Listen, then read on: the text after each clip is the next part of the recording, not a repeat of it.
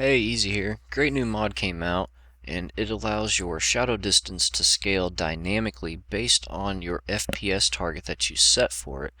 So what that means is you tell it, if my FPS gets lower than, say, 55 is what I'm using in this footage, then reduce my shadow distance to, and there will be a number for a minimum and a number for a maximum.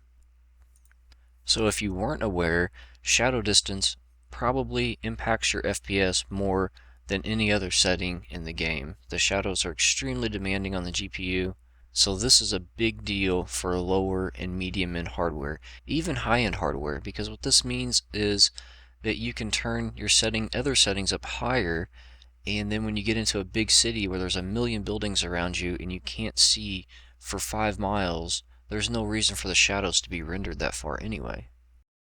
I made a video on how to customize your shadow distance editing the INI file, but that video, now that this mod is out, is basically obsolete. This mod will replace that manual setting. This is a much better approach to achieving an FPS target. So what I'm going to do is put a link down in the description to this website.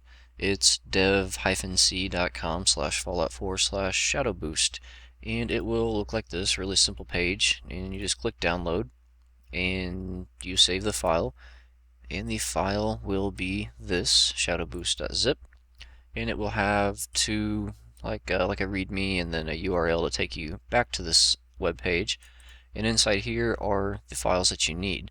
Now you need to take these files and open up your Fallout 4 install directory where your Fallout 4 exe and your launcher exe are, and then take these three files and then just drop them into there. And once you do that, I'd recommend just loading the game up and testing it at its default settings, but if you want to tweak the setting, what you want to do is find the shadowboost.ini file. And if you don't know which one's INI, the one should have a little gear on it, the one should just be blank. But if you want to see, you can go to View, you can go to Options, View again, and then uncheck this box here. Or if you are on Windows 7, you would just open up your Start menu and type Folder Options, and that takes you to the same menu. So you will open up shadowboost.ini, and this is a really simple INI file. You have 4 lines here.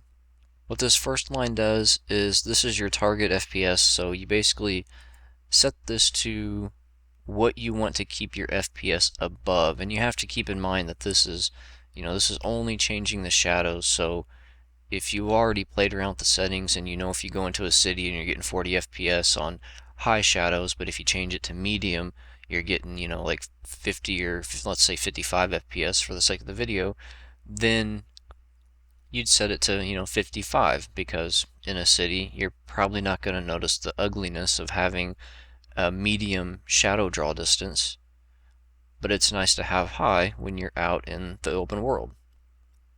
So you'll need to set that to whatever's good for your hardware.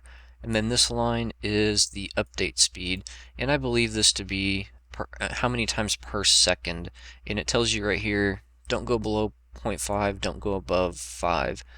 And I tried it at 0.5, tried it at 1, tried it at 3, and I tried it at 5.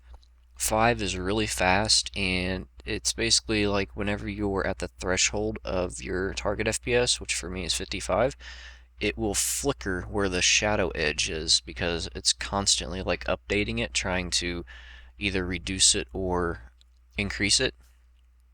I don't know if that's really a big deal for people, or even if it's noticeable depending on how you set these other 2 lines, because I tested it standing on top of a building looking down at them, but if you're on the ground looking forward, you're going to have a completely different angle.